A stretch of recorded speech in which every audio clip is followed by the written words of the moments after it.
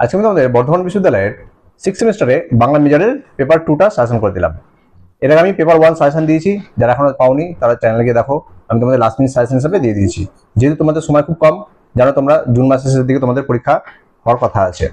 তাহলে এত অল্প সময়ের মধ্যে তোমরা কিভাবে প্রশ্ন রেডি করবে? তোমাদের এবারে 4টে পেপার, মেজরের 4টে পেপার আছে, তার মধ্যে প্রশ্ন অনেক, অর্থাৎ সিলেবাস অনেক বড়। সে কথা মাথায় রেখে তোমাদের আমি অনেক প্রশ্ন সংখ্যা কমিয়ে দিয়ে লাস্ট মিনিট সাজেশন প্রথমেই দিয়ে দিলাম। দেখো তোমার সেকেন্ড পেপার থেকে কি করে যাবে। প্রথমে দেখো তোমাদের আছে লৌকিক সাহিত্য ও লৌকিক সংস্কৃতি সম্পর্কে ধারণা। এখান থেকে তোমরা কি দেখবে? এখান থেকে দেখবে লৌকিক সাহিত্য কাকে বলে, লৌকিক সাহিত্যের বৈশিষ্ট্য লেখো। দেখিয়ে দিলাম লৌকিক সাহিত্য কাকে বলে, লৌকিক সাহিত্যের বৈশিষ্ট্য। এর সাথে তোমরা দেখতে পেতে পারো যে লৌকিক সাহিত্যের শ্রেণীবিভাগ সহ আলোচনা। ঠিক আছে, তাহলে কি হলো, লৌকিক সাহিত্যের পুরো সেটটা তোমাদের হয়ে গেল। এবার দেখো শ্রেণীবিভাগ থেকেও কিন্তু আলাদা প্রশ্ন আসতে পারে। শ্রেণীবিভাগের যে ভাগগুলো আছে সেগুলো কিন্তু তোমরা ভালোভাবে দেখে যাবে। ওই ভাগ থেকেও কিন্তু তোমাদের 5 নম্বরের প্রশ্ন আসতে পারে। ঠিক আছে, নেক্সট প্রশ্ন দেখো, লৌকিক সংস্কৃতি কাকে বলে? কি দিলাম? লৌকিক সংস্কৃতি। লৌকিক সংস্কৃতি কাকে বলে, এর শ্রেণীবিভাগ সহ আলোচনা করো এবং লৌকিক সংস্কৃতির বৈশিষ্ট্য। ঠিক আছে, তাহলে লৌকিক সাহিত্য থেকে যেরকম সেট দিলাম, লৌকিক সংস্কৃতি থেকেও একই রকম সেট করে যাবে তোমরা। ঠিক আছে, তারপরে দেখো ব্রতকথা।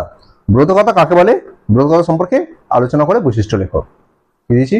ব্রতকথা কাকে বলে, ব্রতকথা সম্পর্কে আলোচনা করে বৈশিষ্ট্য লেখো।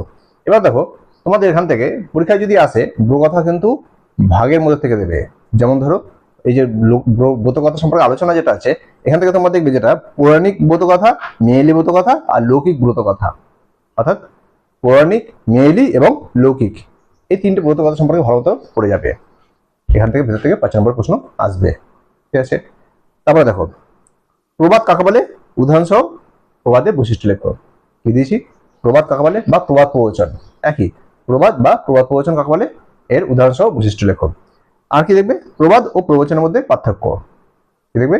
প্রবাদ ও প্রবচনের মধ্যে পার্থক্য। তারপরে দেখো ধাঁধা কাকে বলে, উদাহরণ সহ ধাঁধার বৈশিষ্ট্য লেখো। কি দিয়েছি? ধাঁধা কাকে বলে, উদাহরণ সহ ধাঁধার বৈশিষ্ট্য এবং ধাঁধার শ্রেণীবিভাগ। এই শ্রেণীবিভাগগুলো যে দেখবে তোমরা, শ্রেণীবিভাগগুলোর কিন্তু ভালোভাবে নজর রাখবে। শ্রেণীবিভাগ থেকে কিন্তু 5 নম্বর প্রশ্ন আসবেই। ঠিক আছে, তোমরা সেই হিসাবে কিন্তু রেডি রাখবে। তোমাদের কিন্তু সব গোটা গোটা প্রশ্ন দেবে না, ভেতর থেকে শ্রেণীবিভাগের ভেতর থেকেও 5 নম্বর প্রশ্ন তুলে ধরবে। ঠিক আছে, তারপরে দেখো ছড়া। ছড়া কাকে বলে, ছড়ার শ্রেণীবিভাগ সহ আলোচনা করো। ছড়া কাকে বলে, শ্রেণীবিভাগ সহ ছড়ার আলোচনা করো। এরপর দেখো রূপকথা কি, রূপকথার বৈশিষ্ট্য আলোচনা করো।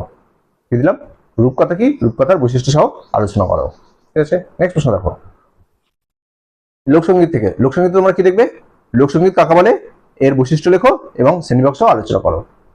প্রত্যেকটা সেট কিন্তু একই রকম ভাবে দিচ্ছি, যেন তোমরা প্রত্যেকটা সেটের ভেতর থেকে প্রশ্ন আসলে যেন 5 নম্বর প্রশ্নগুলো উত্তরগুলো করতে পারো। ঠিক আছে, তোমাদের সময় কম, ভালোভাবে এই প্রশ্নগুলো রেডি রাখবে। দেখো লোকসঙ্গীত কাকে বলে, এর বৈশিষ্ট্য শ্রেণীবিভাগ সহ আলোচনা।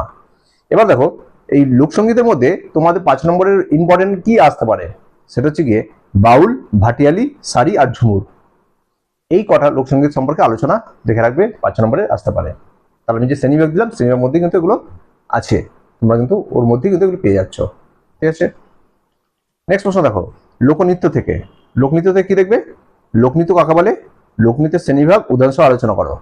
লোকনৃত্য কাকে বলে, লোকনৃত্যের শ্রেণীবিভাগ উদাহরণ সহ আলোচনা এবং বৈশিষ্ট্য।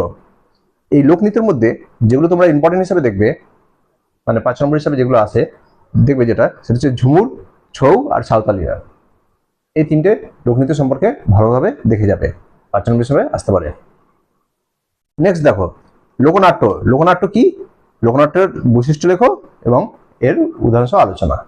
তাহলে কি হচ্ছে, উদাহরণ সহ বা শ্রেণীবিভাগ করে আলোচনা করো এবং এর বৈশিষ্ট্য। এরপরে এবার দেখো লোকনাট্য থেকে তোমরা কি দেখে যেতে পারো, লোকনাট্য থেকে আলাদাভাবে দেখতে পারো যাত্রা, কবি গান আর হচ্ছে বাউল। কি দেখবে? যাত্রা, কবি গান, বাউল, এই 3টে ভালো মতো দেখে যাবে। এরপরে লোকক্রিয়া কি, এর বৈশিষ্ট্য লেখো। কি দিলাম? লোকক্রিয়া কি এবং এর বৈশিষ্ট্য। তারপর দেখবে লোক উৎসব কি, লোক উৎসবের বৈশিষ্ট্য উদাহরণ সহ আলোচনা করো। কি দিলাম? লোক উৎসব কি, লোক উৎসবের বৈশিষ্ট্য উদাহরণ সহ আলোচনা। ঠিক আছে, এরপরে লাস্ট যেটা আছে সেটা হচ্ছে মৈমানসিং গীত কবিতা। কি দিয়েছি? মৈমানসিং গীত কবিতা। এখানটা কি আছে? মহুয়া এবং চন্দ্রাবতী নিয়ে। কি আছে? মহুয়া এবং চন্দ্রাবতী থেকে দেখবে। কি আছে প্রথম প্রশ্ন? গীত কবিতা কাকে বলে, গীত কবিতার বৈশিষ্ট্য। প্রথম প্রশ্ন কি দেখবে? গীত কবিতা কাকে বলে, গীত কবিতার বৈশিষ্ট্য। নেক্সট দেখবে মহুয়া চন্দ্রবতী গীতিকবিতার দুটি সমাজচিত্র লেখো। তাহলে কি আছে, মহুয়ার গীতিকবিতার সমাজচিত্র এবং চন্দ্রবতী গীতিকবিতার সমাজচিত্র সম্পর্কে আলোচনা। ঠিক আছে, দুটোর মধ্যে কিন্তু একটা পরীক্ষায় আসবেই। হ্যাঁ হ্যাঁ, তারপর দেখো এখান থেকে তোমরা চরিত্র হিসেবে কার কার দেখবে, চরিত্র লেখো কি কি দেখবে। চরিত্র লেখা দেখবে চন্দ্রবতী, মহুয়া, নদের চাঁদ আর জয়ানন্দ। কি কি চরিত্র দেখবে, চন্দ্রবতী, মহুয়া, নদের চাঁদ আর জয়ানন্দ। এই চারটে চরিত্র দেখে যাবে ভালো মতো করে, একটা চরিত্র আসবেই। ভেরি ইম্পর্টেন্ট হিসেবে দেখে যেতে পারো চন্দ্রবতী এবং মহুয়া, এই দুটোর মধ্যে কিন্তু একটা আসবেই। তারপরে মহুয়া ও নদের চাঁদের প্রেমের পরিণতি লেখো। কি দিলাম, মহুয়া ও নদের চাঁদের প্রেমের পরিণতি সম্পর্কে লেখো বা ট্র্যাজেডি পরিণতি। এদের প্রেমের ট্র্যাজেডি পরিণতি কি হয়েছিল তা আলোচনা করো। ঠিক আছে, টোটাল এই কটা প্রশ্ন দিলাম। তোমরা বাংলার এই কটা প্রশ্ন ভালো মতো হবে এখন থেকে মুখস্থ রাখো। তোমাদের কিন্তু জুনিয়র শেষে পরীক্ষা হওয়ার কথা আছে। আর ভিডিওগুলো বন্ধুকে বেশি বেশি করে শেয়ার করে দেবে। আর তোমাদের কিন্তু বারবারই বলা হচ্ছে তোমরা কিন্তু একটু বাংলাটা খুঁটে পড়বে, অর্থাৎ যখন পড়বে একটা বড় প্রশ্নকে ভালো মতো হবে সেগুলোকে নজর দেবে। যেমন শ্রেণীবিভাগ যখন পড়বে, শ্রেণীবিভাগের মধ্যে কোন কোন ভাগ আছে সেই ভাগ নিয়ে কিন্তু আলাদা 5 নম্বরের প্রশ্ন হবে। এবং যে সমস্ত ব্যক্তি সম্পর্কে তোমরা পড়বে সেই সমস্ত ব্যক্তি দিয়ে কিন্তু আলাদা আলাদা ভাবে প্রশ্ন আসতে পারে। তাই তোমরা বাংলার দিকে একটু ভালো মতো নজর দেবে। ঠিক আছে, দেখো এরপরের কোন পেপারে সাজেশন দরকার আছে তোমরা আমাকে কমেন্টে জানিও, আমি তোমাদেরকে সেগুলো খুব শীঘ্রই আপলোড করার চেষ্টা করবো।